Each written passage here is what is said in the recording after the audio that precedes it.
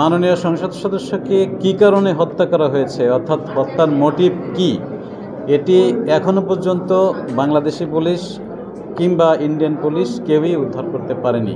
Septic tank ভেঙে সেখান থেকে কিছু মাংস উদ্ধার করা হয়েছে, সেটি খণ্ডিত কিছু মাংস উদ্ধার করা হয়েছে। আমাদের যারা এটির সাথে জড়িত ছিল, বিশেষ করে হত্যাকাণ্ডের সাথে জড়িত ছিল, তাদের ইতিমধ্যেই চিহ্নিত করা হয়েছে।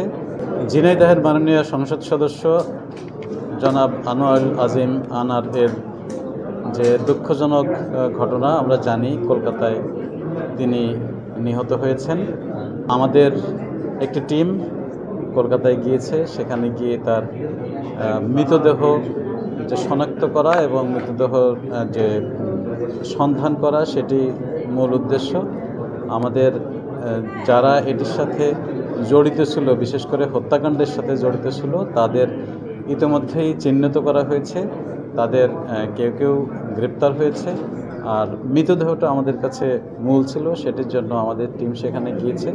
সেখানে গিয়ে যে ভবনে এই ঘটনাটি ঘটেছে বলে আমরা ইতিমধ্যে জানতে পেরেছি ইন্ডিয়ান পুলিশের সূত্রে, সেখানে সেই বাড়ির সেপটিক ট্যাঙ্ক ভেঙে সেখান থেকে কিছু মাংস উদ্ধার করা হয়েছে। সেটি খণ্ডিত কিছু মাংস উদ্ধার করা হয়েছে, সেটি আসলেই আমাদের মাননীয় সংসদ সদস্যের কি না, সেটি ডিএনএ টেস্ট করলেই কেবল বোঝা যাবে।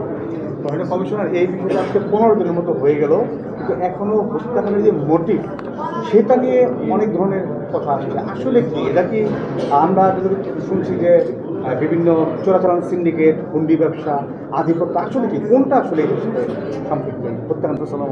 মাননীয় সংসদ সদস্যকে কী কারণে হত্যা করা হয়েছে, অর্থাৎ হত্যার মোটিভ কি, এটি এখনো পর্যন্ত বাংলাদেশি পুলিশ কিংবা ইন্ডিয়ান পুলিশ কেউই উদ্ধার করতে পারেনি। এর মূল কারণ, এটির যিনি ষড়যন্ত্রকারী, এটির যিনি পরিকল্পনাকারী, তিনি এখন দেশের বাইরে রয়েছেন। তাকে গ্রেপ্তার করা যায়নি বিধায়ী এটি এখনও কিছুই উদ্ধার করা যায়নি। তাকে গ্রেপ্তার করলেই কেবল এই হত্যার মোটিভ জানা সম্ভব হবে। মাননীয় কমিশনার, তাকে আনতে গেলে যে বন্দি বিনিময় চুক্তি লাগে, সেটা বাংলাদেশের সাথে যুক্তরাষ্ট্রের নেই।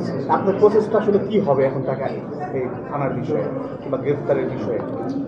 এটির বিষয়ে আমাদের যে ধরনের প্রচেষ্টা করা দরকার পুলিশের পক্ষ থেকে, সেটির সর্বোত্তম চেষ্টা করা হবে। এটির বিষয়ে যেহেতু তিনি আমাদের জাতীয় সংসদের একজন মাননীয় সদস্য ছিলেন, সুতরাং তার বিষয়টি সর্বোচ্চ গুরুত্ব দেওয়া হবে। আমাদের যদিও এই মুহূর্তে সেই ধরনের কোনো কন্ট্রাক্ট তাদের সাথে নেই, তারপরেও অন্য যে কোনো মাধ্যম বা কূটনৈতিক যে কোনো চ্যানেলে সর্বোচ্চ চেষ্টা এ বিষয়ে করা হবে। যোগ করি, ভারতের সাথে যদিও আমেরিকার যে বন্দি বিনিময় চুক্তিটা আছে, কিন্তু অপরাধটা যেহেতু ওইখানেও হয়েছে, এর সাথে রিলেটেড, আপনারা ভারতের কোনো হেল্প নেবেন নাকি তাকে?